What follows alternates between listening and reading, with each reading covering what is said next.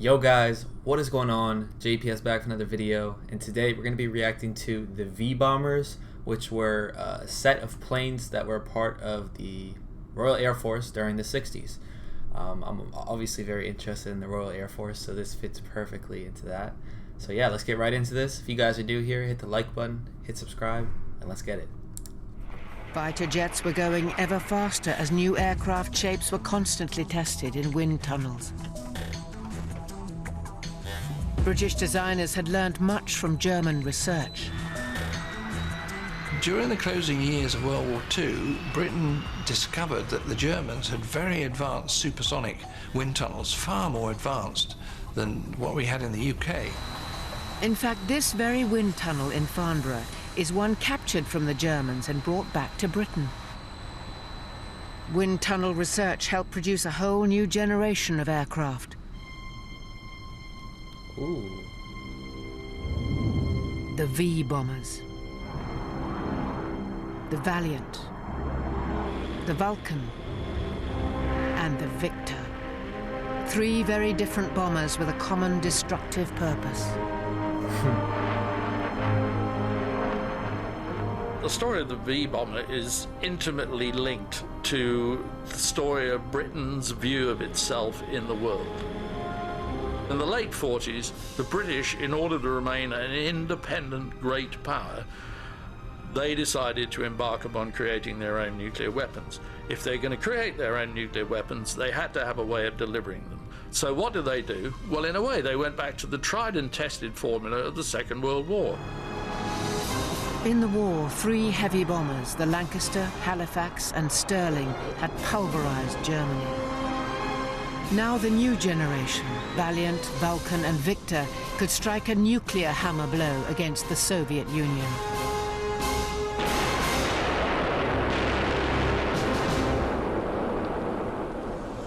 Damn. But why did the Air Ministry, in a seemingly extravagant move, go for three different V-bomber designs? The ministry decided to go for three because the first aircraft, the Valiant, was quite straightforward and simple and could be produced quickly, whereas the more advanced ones, the Vulcan and Victor, were to be proceeded with until it was clear that one of them was the better aircraft. And in the end, the ministry went for all three because all three worked. Absolutely. So if I'm taking this correctly, or if I'm understanding this, the aircrafts were built simply to deliver nuclear weapons, like to drop them and stuff.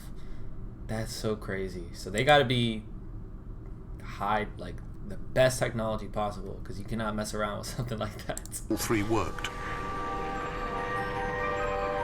Absolutely incredible if you think about it now, the way things are and the way they were then. It's all fantastic. The largest, heaviest and most aerodynamically advanced of the V-bombers was the Victor. With its otherworldly crescent-shaped tail and wings, the Victor was massive. Its enormous 110 feet wingspan and distinctive cockpit gave it a predatory presence. I think to this day, the Handley Victor is one of the most evil-looking aircraft I've ever seen. If you wanted a plane which looked like something out of 1950s science fiction, it was the Victor. A bomber with an incredible range of 6,000 miles, the Victor was powered by four thunderous Armstrong-Siddeley Sapphire engines. The pilots could call upon a mammoth 40 tons of thrust to get this monster into the air.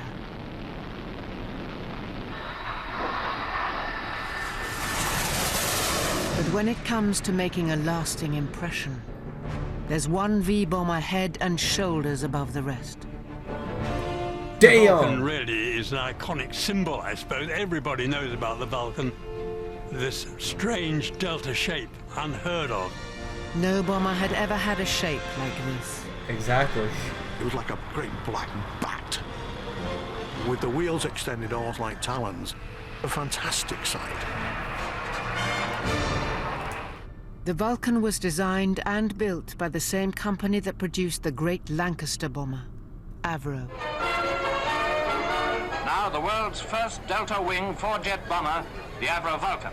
And there was no better man to show it off than Avro's chief test pilot, Rowley Falk. Immediately I got into her, I knew that I'd got absolute confidence and... Brilliant man, a wonderful test pilot and a great salesman.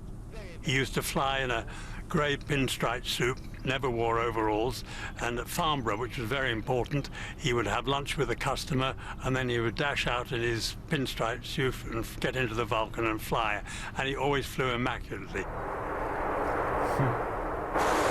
Everybody's used to bombers droning along, laboriously getting into the air like sort of flying pigs.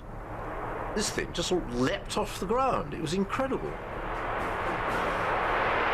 What the heck? At the 1955 air show, Falk did what no one had ever done with a heavy bomber. He rolled the Vulcan. The crowds loved it, but Falk was given a ticking off. He was told this was inappropriate behavior for a bomber.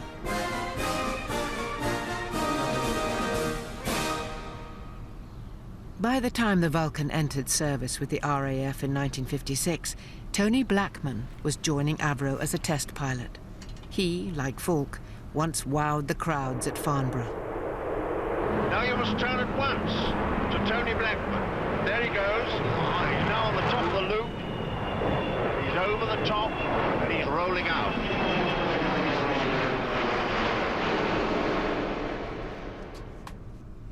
Huge bomber it may have been, but the cockpit is surprisingly cramped.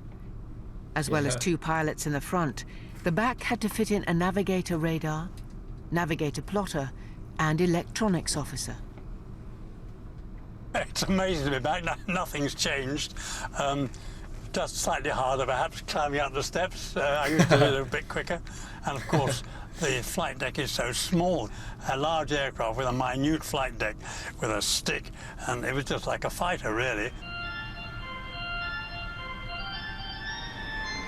The Vulcan served in the RAF for an impressive 28 years, even flying missions in the Falklands War in 1982. We reacted to that.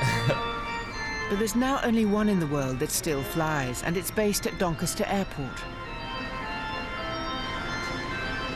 It's an important day for XH558. She's going to do a special flypast over a gathering of former V-bomber crews. When you taxi out, of course, the power is very low and there's not very much noise, and you don't really appreciate what a powerful machine you're handling. It all seems so tame. And then, of course, when you open up the power, it takes a little time for the engines to accelerate. And if you open up to full power on the brakes and then let go, it's absolutely fantastic, the acceleration rate. The power in the 301 engines was so enormous because you had 4 engines, 20,000 pounds static thrust each, and the Vulcan dry only weighed just over 100,000 pounds, so that's why the Vulcan would go. It's so crazy. Like, I know exactly what they're talking about. I've never seen a plane do that. It literally just takes off so effortlessly. It goes from this to boom like that in a matter of milliseconds. What the heck? You get this tremendous kick up the backside, I suppose, like driving a racing car.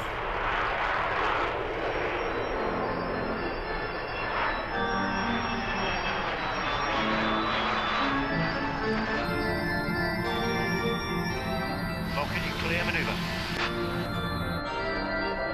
Beautiful airborne, the Vulcan triggers vivid memories for those who spent long hours on the flight deck.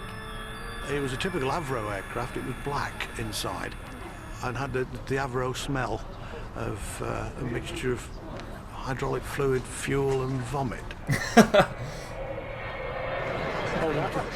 And those engines have a sound that anyone who's ever heard a Vulcan before instantly recognizes. Yeah.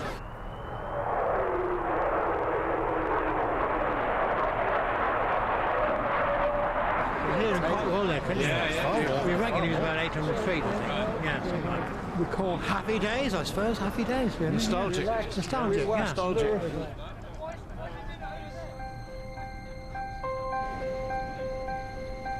But these bomber crews had a deadly serious job.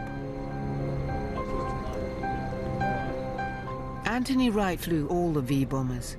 He spent most of the 1960s practicing for nuclear war with the Soviet Union. I was 21 when I first was responsible for my nuclear weapon in my aircraft. It was a Cold War. They were against us, we were against them, and if they were going to hurt us, then I'd do the same to them. Practice missions with dummy bomb drops were carried out over areas of mainland Britain that replicated Soviet territory.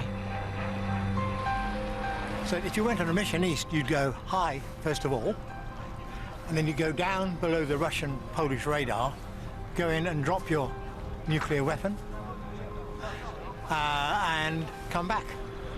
And that was it, really. We always felt that the massive destruction that could be dealt by the V-bombers would have been so colossal that no one in their right minds would even think about attacking this country. I'm very proud to have flown the V-bombers. My father was in bombing command during the war, and he was only too pleased to bomb Germany, same as I had no problem whatsoever to bomb Russia if I had to. The V-bombers were emblematic of the brilliance, but also the extravagance of the British aircraft industry in the 1950s. The big problem was there wasn't enough funding to pay for all these. As well as all the bombers, there was now an almost bewildering array of fighters in or about to come into service with both the RAF and Navy. Yo, it just ended. I think there's more. Had no problem whatsoever to bomb. Maybe there's a part 2 that I can find somewhere. But anyways, wow, that was really awesome to watch. Especially hearing like the interviews, and I just say right now, thank you for your service. That is a crazy task to put upon yourself. You're literally carrying the weight of the entire Great Britain at this point. And a lot of people's lives are in your hands, so that's a lot of pressure. And I think it was also interesting seeing their nostalgia. Even this guy who was like, nothing's changed except for how quickly I get up the steps.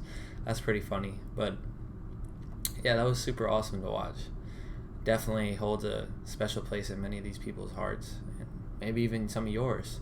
So yeah, thanks so much for requesting that video. Thanks for watching, as always, guys, and I'll catch you in the next video. Peace.